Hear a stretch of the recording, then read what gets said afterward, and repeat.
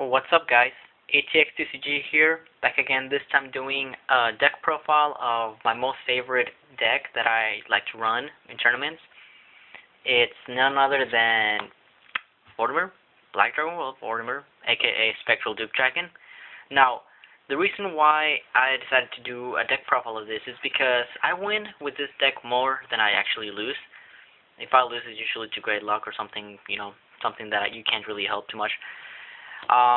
And also because I have not seen any deck profiles of Spectral Duke Dragon to this day that is the same way or even close to how this build is run. And also because it is a build that I have run for a good year and a half or so, and it's still competitive worthy, at least in my locals where we have around 38 or so more people playing every weekend. Shout out to Dragon Slayer of Austin.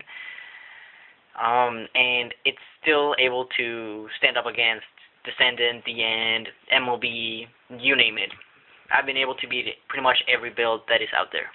So without further ado, let's get with this. So there's the standard 4 heals. Chose this art because I prefer it. 4 Speeder Hounds. The reason why it's a Speeder Hound and not the other draw triggers because this is a base 5,000, and the fact that I don't have to rely on Superior Calling it to get any boost out of it. And it makes it easier to sacrifice as well. Then 4 Silent Punishers, critical triggers, and 4 Flame of Victories. Reason for the Flame of Victories is the fact that 4,000 behind a 11k Vanguard makes 15,000. Pretty standard. And also the fact that I get the plus 3,000 if I choose to. On to the great ones. We've got 4 Scout of Darkness Mortimers, Right Chain.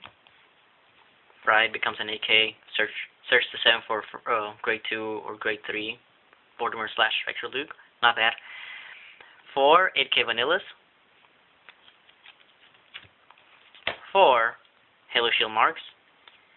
And for tech purposes, I have 1 Legal Dagger and 1 Little Battler Tron. I tend to Superior Call these two quite often, so 1 of each seems to be enough for me.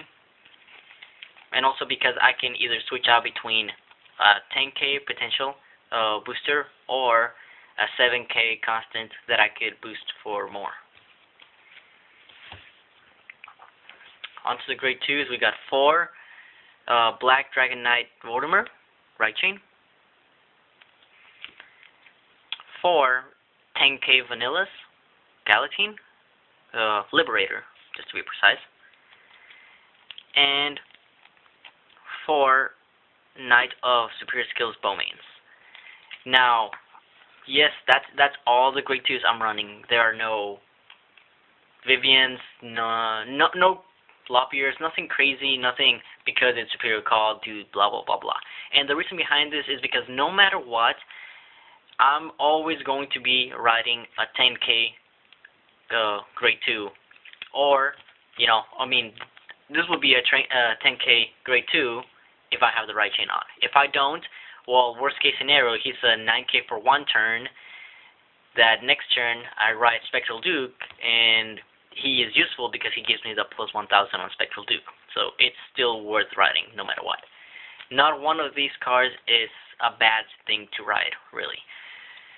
And also, because the only copy of a grade 2 that I would really be afraid of riding would be this one.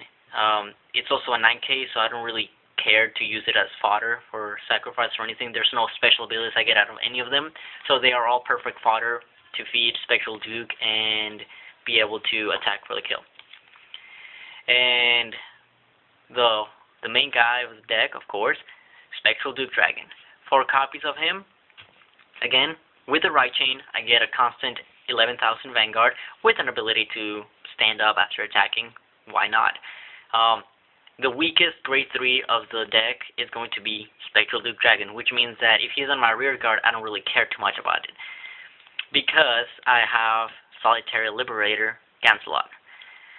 Now, the 11k constant makes it a great rear guard, in my opinion, and I will more so than not place him on the rear guard than actually ride.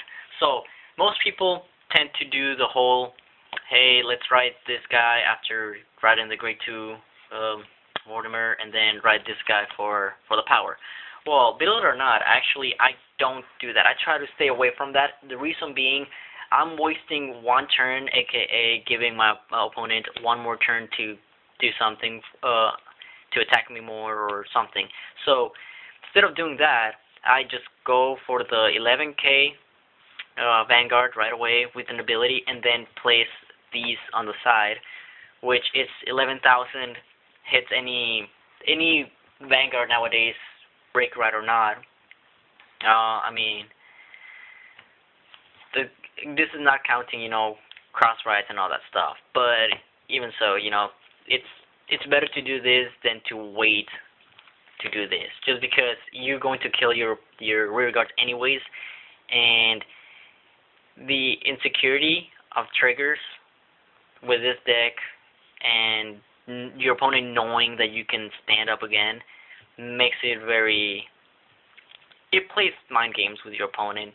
They'll more often go over guard just to be safe, and sometimes they'll guard just enough and you'll end up getting 2 triggers or something, And also, I mean, a side note, I guess, this is not to say that I would never ride this. Like, if I have no Spectral Duke Dragon, I will, of course, ride Gancelot just because of the base 11 and the fact that he can hit for 13 when limit break. Oh wait, no, not when limit break, just when attacking.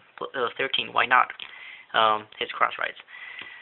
So, if I'm forced to ride any grade 3, I know that I am not riding something I wouldn't want to put on the Vanguard circle anyway. So, either way, I'm at a win-win situation here. If I'm forced to ride Gancelot, oh well, whenever I get Spectral Duke, I get the ability, plus 10, plus 5 to a couple rear guards, and, all that jazz.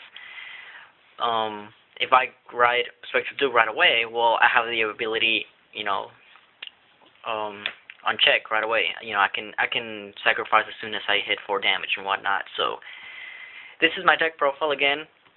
Sorry for all the stuttering and stuff. I'm tired, and I realized that I hadn't actually planned out how to approach the explanation of this deck. But yeah, I hope you like it. Like, subscribe, leave your comments and whatnot, and to anyone who has the ability to build this deck, I would strongly suggest to try it out at your casuals, or even if you want to do it at your regular tournaments, and let me know how it works out for you. The reason being, because I've gotten I've been able to beat, again, virtually every deck out there to this point, with no trouble at all. And I would like to see if, it's just my locals, or if this deck actually is built, in such a tanky manner that it's more effective than it actually looks. I would also like to let you guys know that you're going to probably have to think a lot about how to play your cards in this deck. It's not one of those, it's not like the typical Spectral Duke deck where you just play this, play that, do this, do that. You're going to have to know when you should call certain rear guards.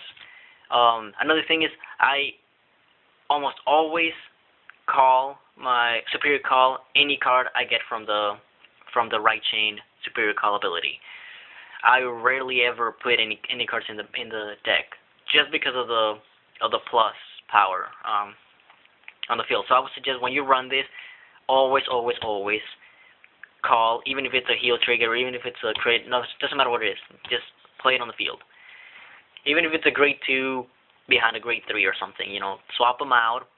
Attack with the grade 2 to one of the rear guards. Most probably they're going to have a 9k rear guard that gets power when attacking if you have a blah blah blah blah. Well, during your turn, they don't get that power, so they're still a 9,000 for you to easily hit with your weakest grade 2, which would be Mortimer. So yeah, don't be afraid to use your cards for fodder, and kill and destroy your own to kill and to win the match. Once again, please like, comment, subscribe, and let me know what you think.